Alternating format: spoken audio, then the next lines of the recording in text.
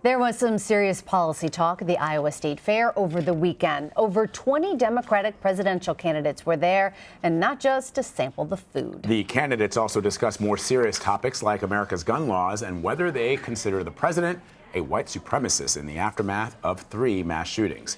CBSN political reporter Caitlin Huey-Burns was at the fair, and she's here with us now. She spoke to Hawaii Congresswoman and presidential candidate Tulsi Gabbard. Congresswoman, while a lot of your rivals are spending the next several weeks really busy on the campaign trail, taking advantage of the August recess, you are going to be doing something a little bit different. Yeah. You're going on active duty. Explain to us what this process is going to be like, what you anticipate, how that's going to go. Stepping off of the campaign trail for a couple of weeks and putting on my Army uniform to go on a joint training exercise mission in Indonesia. We'll be doing a training exercise with the Indonesian military, focused on a few different things like counterterrorism, humanitarian aid and disaster response, and joining my brothers and sisters from the Hawaii National Guard in doing so. And how do you feel about going? I love our country. I love being able to serve our country in so many ways, including as a soldier. And so while some people are telling me, like, gosh, this is a terrible time to leave the campaign, can't you find a way out of it? You know, that's not what this is about. You know, I'm not really thinking about how this will impact my campaign. I'm looking forward to being able to fulfill my service and my responsibility. And when you're in that moment, do you think of yourself as a congresswoman? You know, it's hard to separate all of the different experiences that I have. But with this, there's a lot of detailed work that we will be doing while we're there and preparation that goes into it. And so wearing that uniform, I'm going straight into soldier mode and focused on that mission ahead of us. It's impossible to separate the experience that I have serving on the Foreign Affairs Committee, on the Armed Services Committee, as we're going through these exercises, and I think it's an added value in bringing these two different perspectives together, those of the policymakers in Washington and that of a soldier that is charged with executing the missions that they're charged with. The debates are coming up as well. Are you concerned at all that this time away could jeopardize your chances of making the next debate? We'll just have to see what happens. Of course, we're all working to try to make sure we hit those qualifications and those benchmarks to be in that next debate in September, but there's a lot that's out of my control, so we'll have to see what happens. Can you monitor anything while you're over there? Can you be checking in with your campaign, seeing how things are going, sending out messages? Is there any campaigning you can do while you're there? No. So, you know, I'll be paying attention, obviously, to what's going on and watching the news and keeping up on things, but I will be stepping away from the campaign and relying on my campaign team to do what they do. And even though you've done this before, you've never done it as a presidential candidate. No. Do you think that will inform how you are over there? We'll see. We'll see. I think Indonesia especially is you know, it's such an interesting and unique country. You know, it's the most populous Muslim country in the world that has lived largely in peace and in harmony with people of other religions that are minorities there, Hindus, Christians, and others. But it's also a country where in the recent past we've seen some radicalization. And we've seen how this has largely been driven by Saudi Arabia, sending money in and really exporting this very radical brand of Islam, the Wahhabi Salafist ideology that has made this country that has lived in peace for so long now beginning to see how these terrorist groups are being fueled by this ideology and beginning to pose a threat in countries like Indonesia and in the Philippines. Did you have any second thoughts about going again, about participating? No, not at all, not for a second. You know, it's It's part of what I really appreciate and I'm grateful for in being able to serve our country. Yeah, that's really what it comes down to. You have been one of the few Democrats talking about foreign policy in this campaign. Do you think that Democrats are talking enough about it? And also, it doesn't really rank high among voters' concerns at this point. Why do you think that is? I think that, unfortunately, because we have been at war for so long, it's become something that affects a few people, those who serve, the military families, spouses, children, loved ones of those who are continuing to deploy into combat zones, all of our service members, while others, because it's not in the news every day, because they're not seeing and feeling and hearing about the impacts of war, it's not something that's top of mind. But the reason why more presidential candidates should be talking about it, the reason why I bring up this issue everywhere I go is because you cannot separate our foreign policy from any of the domestic challenges or issues that we face. That cost of war is something that is being paid for by every single American in this country. We talk about the need for health care for all, that there are sick people in this country who are unable to get the care that they need because they can't afford it. They don't have access to that care. They're either uninsured or underinsured, or they see an unfortunate healthcare catastrophe or crisis, and they just can't afford to pay for it.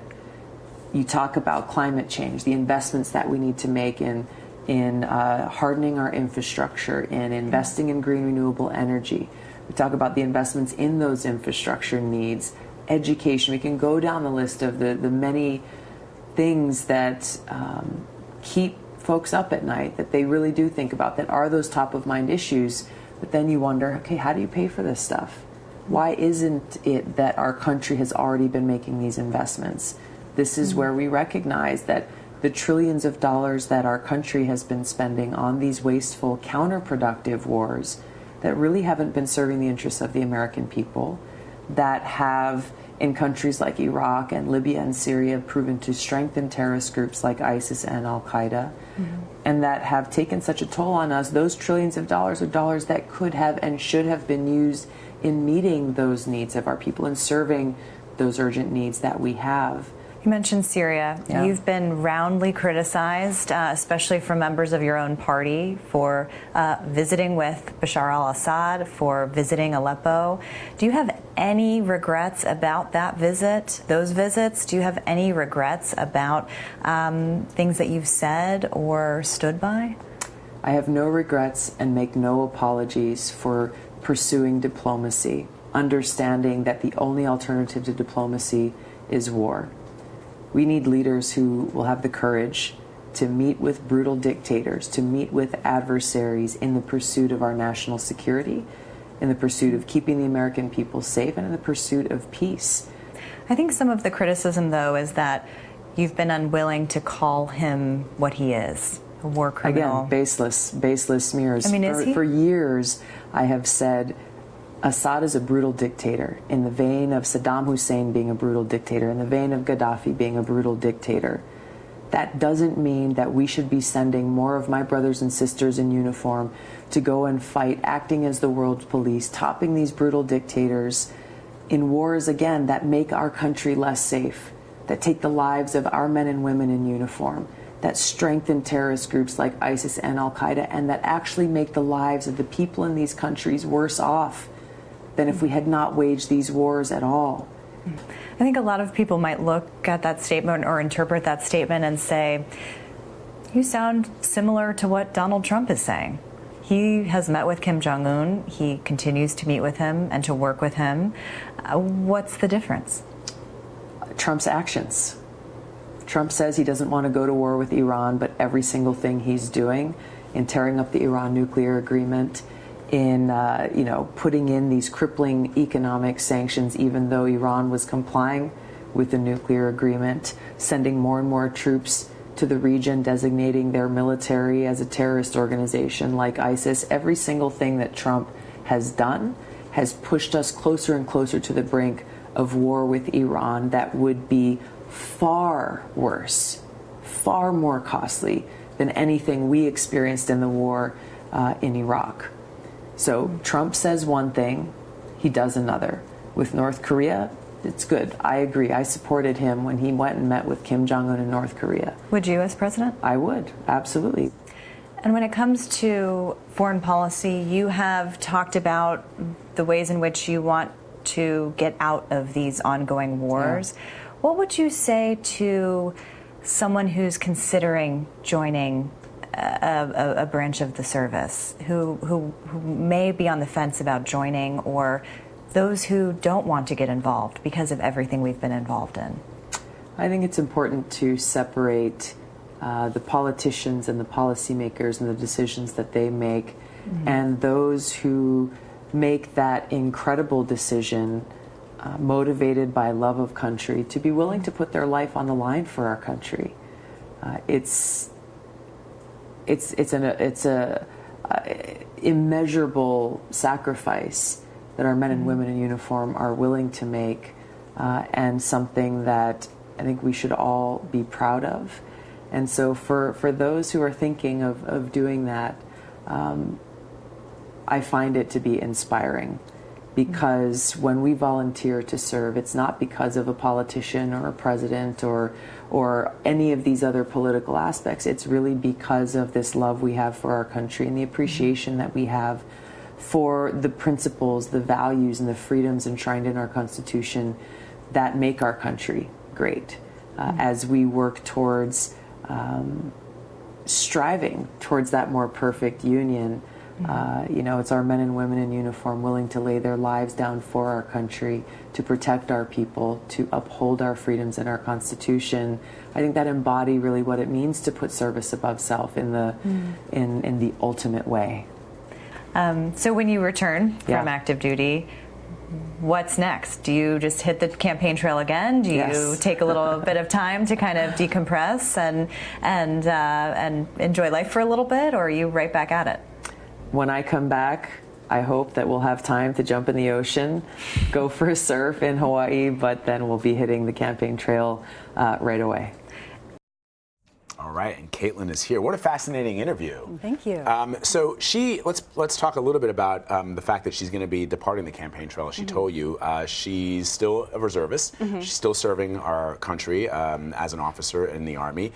What kind of impact could that have? 2 weeks. It's not a lot. I was in the National Guard. It's not a lot, but when you're sort of doing this, it can have an impact on how voters perceive it. And she does this every year. And so I asked, this is the first time you're going to be doing this as a presidential candidate. Were you concerned at all about taking time away? And she said no, this was part of her duty as she saw it, and that her campaign would still operate. She can't keep in touch with her campaign while she's over there, and doesn't want to. She says she wants to focus on the mission. But you mentioned we're in August, which seems like people are on vacation and not paying attention. But for the candidates, it is go time. And it's really critical, especially for those who are in Congress, like Congresswoman Gabbard, Elizabeth Warren, Kamala Harris, Cory Booker.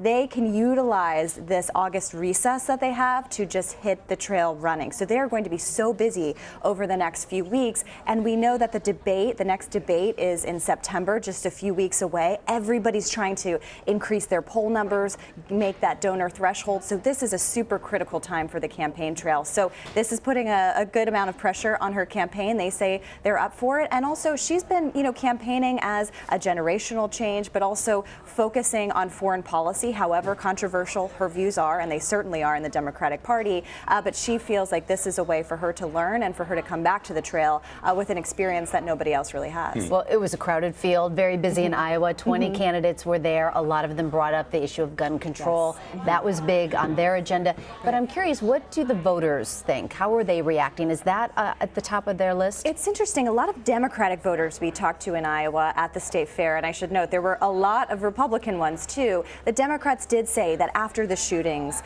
the weekend before, that the issue of gun control had started to rise on their level of concern. Remember, most of this campaign has been focused on health care, on the economy, on President Trump as a referendum. A lot of voters we talked to said that they're really concerned about this now. And it's very telling that this gun safety group was able to organize so quickly in a state like Iowa, which Donald Trump won overwhelmingly in 2016. I think that shows the momentum. And gun safety activists that I've been talking to say that they think that this is an issue that will especially resonate in the suburbs. So even in red states, looking to suburban areas where families are really concerned about this continuing to happen. The key, though, is whether Democrats can make this an election issue. They haven't really been able to do it so far. Can they keep up this momentum? As we know, the thing that is negative for any chance of passing gun reforms is the passage of time. So they're trying to keep the pressure up.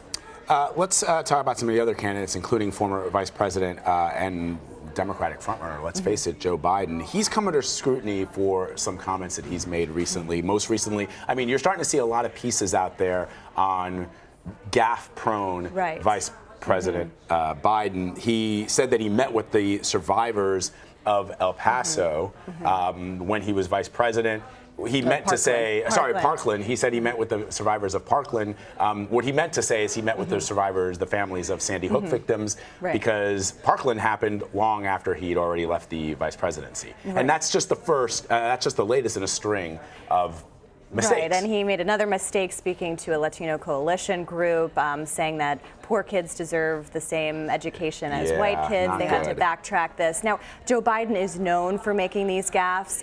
Voters that I talked to, and even some candidates that I asked about it, were not going to go there with him. They were very much trying to focus on their own campaigns and didn't really want to wage criticisms at this point. But it does raise the question of this vulnerability that he has. And I will also say, talking to voters in Iowa, it's really important to note that this race is still very fluid. People were coming back from vacation. They were starting to pay close attention, and they were really interested in a lot of different candidates. You heard them name, 4 or 5 candidates that they were looking at. There's a deep reverence for Joe Biden. You see that reflected in the polls.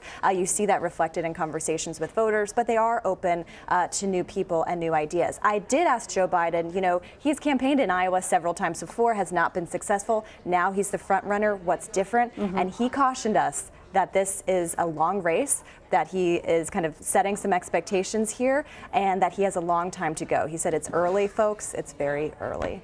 Okay. All right, we'll see how it all plays out. To be continued. Caitlin Huey-Burns, so great to have you. What a great interview. Thank you. Thank you for coming by. Thanks so much.